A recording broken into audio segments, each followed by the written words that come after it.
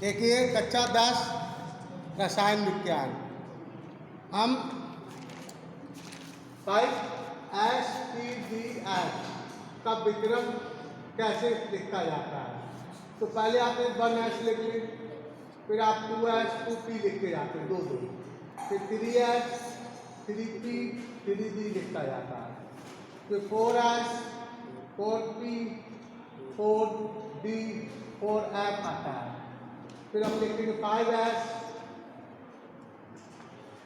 फिर 5P 5D 5F, फिर हम 6S 6P 6D 6F लिख लो। ऐसे क्रम से लिखते जाइए आप लोग। 7S 7P 7D 7F, 8S 8P 8D 8F। क्या हमने लिख दी है।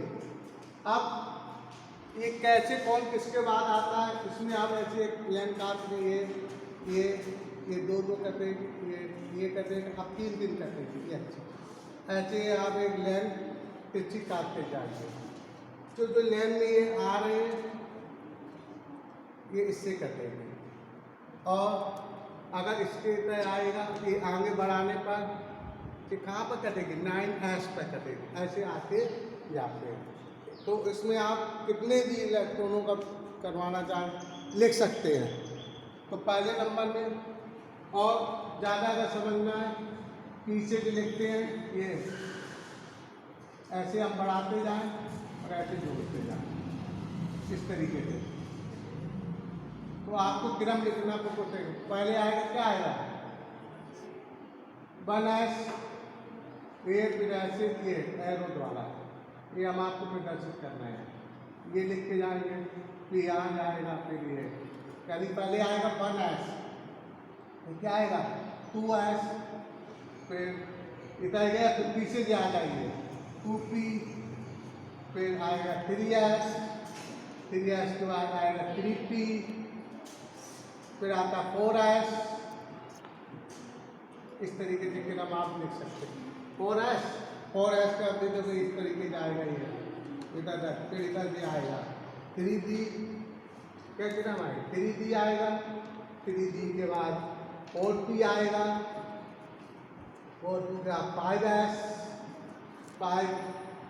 5S आएगा, फिर 5S से फिर हम इधर इस तरफ जाएंगे, 5S में क्या आएगा 4D आएगा,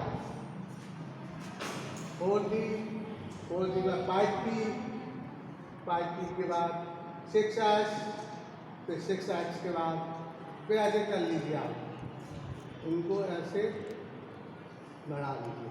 क्या आएगा यार 4F आएगा, क्या आएगा इसके बाद 4F के बाद 5D के बाद 6P, फिर 7S तक हो गए, फिर ये जाएगा, देखिए पीछे तक, फिर आएगा 5F के बाद 6D के बाद 7P के बाद 8S। इस तरीके से हम इनको और भी लिखते सकते हैं। और आगे बढ़ाना इसको और आगे लिख लीजिए, 6F आएगा, फिर आएगा, इस तरीके से हम लिखते जा सकते हैं। तो ये होता है। अब आपको कितने का भी इलेक्ट्रॉनिक विन्यास ज्ञात करना है SPDF के पदों में, क्योंकि बोर्ड मेरी के नियम के अनुसार केवल 7 का होता है, और 7 वाले में भी कुछ कमियां पाई गई थी, उनमें सही नहीं दे पाई, इसलिए उनका नियम फेल हो गया था। इसलिए अफवाह के नियम में कोस आए SPDF आए। S में अधिकतम इलेक्ट्रॉन 2 होते हैं, P में 6, D में 10 और F पर 14। कितने का भी लिखना है, यदि आपको लिखना है 7 का इलेक्ट्रॉन SPDF लिखना है, तो इसमें आप 7 तक भर दीजिए। तो 7 का क्या लिखोगे, कितने का भी लिखना है, 40 का लिखना, 40 का बनना, कितने का 40 का बनना है, कल लिखो 1S2 2S2 2p6, 3s2, 3p6, फिर 4s2, अब 3d 10, फिर 4p2। अब गिन लीजिए कितने रोज, 2 4 6 10 तो 12, 12 6 18 तो 20 तक 30 तो 32। 4p का क्या है, 5s2, फिर हम 4 34, 4d, d में 6 रहेंगे। इस तरीके से 40 हो गए। 2 4 10 12 6 18 तो 20 30 40। अजी 7 का भरना है, 7 का भर लीजिए। 26 26 का तो और सर 26 का 26 का सिंपल है। 26 का भरना 1s2, 2s2, 2p6, 3s2, 3p6 और 3p6 के बाद 4s2 और 3d में शायद 6 आएगा। 10 तो 12 12 6 18 तो 20 6 में 6 आएगा। इस तरीके से। और देखिए जैसे अब आपको बता दूँ 24 और 29 वाले में थोड़ा सा अपवाद है। 24 वाले में सब हमारे साथ, अब ये जैसे पूछा कि 26 को हो गया, 40 को हो गया, कितना भी भरना इसमें भरते जाइए, कितना पता चल गए आपको, कुछ नहीं 60 70 80 कितने भरना भर लो। तो इसमें जो एज दिया तो पोस्ट कर जाते। इसी में आवास सारणी में आवास सारणी को 4 ब्लॉक में बांटिए, H block, B block, D block और एफ ब्लॉक। तो ये आवास सारणी बहुत हेल्प करेगी। अब इसके बाद 24 का 24 क्रोमियम Cr का होता है, इसमें थोड़ा सा 1s2, 2s2, 2p6, 3s2, 3p6, 4s और 3d। लेकिन क्योंकि यदि हमने यहाँ पर 2 भर दिया, ये गलत मैं बता रहा हूँ, 3 में 4 आएगा। 10 तो 12 6 18 तो 20 4 24 हो गए। लेकिन नहीं, तब डी में आधे हो रहे हैं।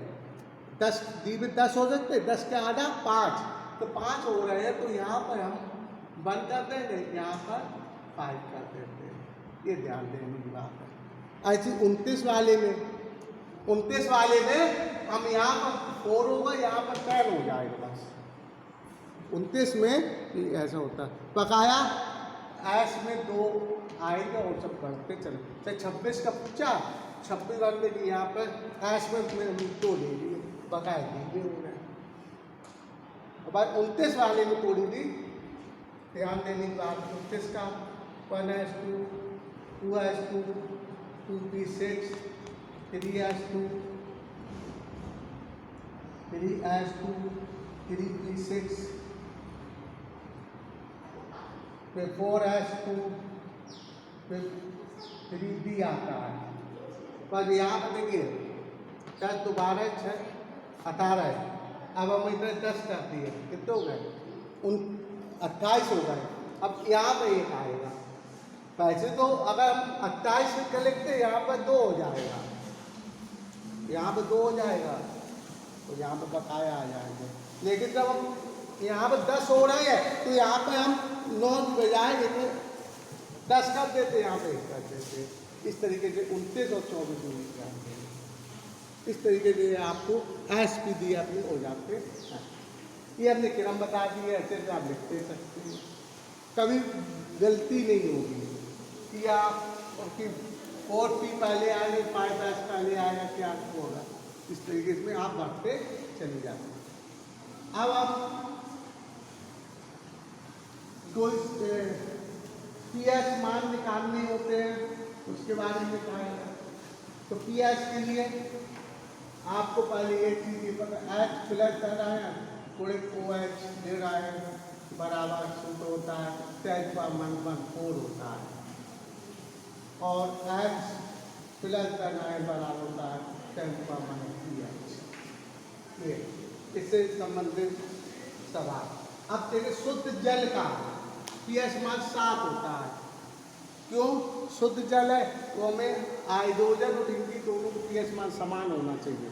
जो H का होगा वही OH का होगा शुद्ध जल के लिए। तो शुद्ध जल के लिए pH equal OH minus pH। तो 10⁻⁴ का आधा करते हैं,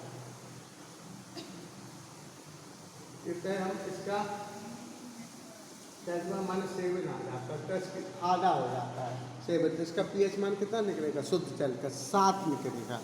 कितना निकलेगा? शुद्ध जल के लिए 7, शुद्ध जल के लिए। तो pH मान H प्लस 10 बराबर 10⁻pH। हाइड्रोजन सांद्रता कितनी है? 10⁻7 आ गई बराबर 10⁻pH। तो ये अलग हो जाएंगे तो -7 बराबर -pH -10 से pH मान 7 आ जाएगा। शुद्ध जल का pH मान 7 इस तरीके से शुद्ध जल के लिए आ जाता है। जैसे आपके सवाल में एक लिखा हुआ है कि ये देखिए pH मान पोटेशियम हाइड्रोक्साइड का हमने किस या ये देखिए इमेज लिखा हुआ एक सवाल, एक विनियम में हाइड्रोक्साइड आयन का सांद्रण, हाइड्रोक्साइड आयन का सांद्रण, यही फार्मूले लग रहे हैं। हाइड्रोक्साइड आयन का सांद्रण, हाइड्रोक्साइड यानी OH ऋण का मान दिया हुआ है 1.10 मोल प्रति लीटर। हाइड्रोक्साइड मोल प्रति लीटर है। इस विनियम का pH मान ज्ञात कीजिए। तो इसमें पहले हम pH मान निकालना है तो H प्लस इंटू OH ऋण आयन बराबर 1.10 अब इसका H प्लस OH ऋण आयन का हो गया 1/10 बराबर 1/4 होता है -1/4। तो H प्लस का मान निकालना है तो 1/10 -1/4 अपॉन 1/10 -10 हो जाएगा। अब भाग पर में जाते घट जाती है तो ऊपर जाएगी प्लस की हो जाएगी 10⁻14 प्लस 10 ऊपर जाए प्लस होगी तो 10⁻4 H प्लस आयन का सांद्रण आ गया इसे मोल प्रति लीटर। अब pH मान चाहिए तो अब ये H प्लस 10 बराबर 10⁻pH। अब ये मान हो गया 10⁻pH। ये H प्लस का मान रख दिया आपने ये 10⁻4। आधार समान है तो घातें भी समान होंगी। देखिए OH का दिया था, ये सूत्र होता है H plus ion OH hydroxide ion का तुरंत 10⁻14 होता है। तो इसका मान हमने रख दिया, ये बटे में ले आए। अब ये भाग बन जाता घटती है ये तो 10⁻4 बचेगा। अब ये सूत्र लगा दिया, इसका मान कितना निकला 10⁻4। तो आधार समान है तो घातें भी समान होगी। तो -4 बराबर -pH तो pH pH मान क्या आ गया 4 आ जाता है। इस तरीके से हम कर लेते हैं। इसी का जो ये में लिखा है तो उसे पोटेशियम हाइड्रोक्साइड विलयन की सांद्रता 1×10⁻5 मोल प्रति लीटर है। पोटेशियम हाइड्रोक्साइड की, पोटेशियम हाइड्रोक्साइड में पोटेशियम हाइड्रोक्साइड विलयन की सांद्रता कितनी है। अब तब इसका पोटेशियम हाइड्रोक्साइड KOH है, इसका मतलब K प्लस OH ले रहा है, ये बनेगा K प्लस OH लेना देगा। तो हम विद्युत अपघटन करेंगे उसको। तो यहाँ पर OH का दे दिया मुझे मान 1 गुणित 10⁻⁻5 मोल प्रति लीटर, ये दे दिया। बस इससे भी हम H प्लस गुणित OH माइनस बराबर 10⁻⁴ हो जाता है। अब यहाँ OH की वैल्यू दी है 1 गुणित 10⁻⁵ 10⁻⁴, तो यहाँ H प्लस आयन का मान निकाल लेंगे हम। H प्लस आयन का मान आ जाएगा 10⁻⁴ अपॉन 10⁻⁵, यहाँ 10⁻⁴ प्लस 5, भाग पर उधार पे घटती है तो ऊपर जाएगी तो प्लस के 5 हो जाएंगे। इस तरीके से इसको हम निकाल सकते हैं। इसके निकाल के पीएच मान हम निकाल लेंगे। इसके आगे इसमें देखिए, इसमें क्वेश्चन में दिए रहते हैं कि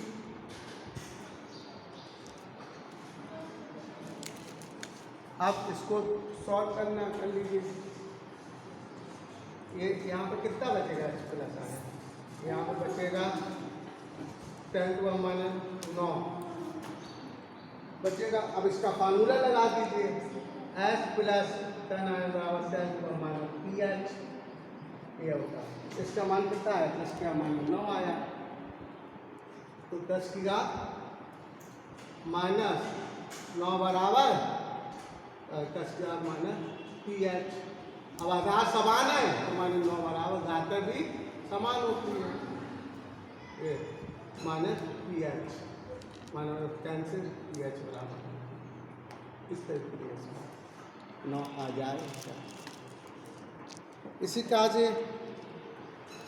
में भी एक तो आपके क्वेश्चन इसमें लिखा हुआ है, विकल्पी क्वेश्चन में, एक विलियन में आयतरा ऑक्साइड आयन का सांतरण, आयतरा ऑक्साइड आयन का सांतरण 1 को 10 की मान 12 है, पीएच मान पूछ दिया। इसमें भी यही लगेगा भाई, इसमें भी आयतरा ऑक्साइड आयन का दिया हुआ है, तो कितने मिनट होगा।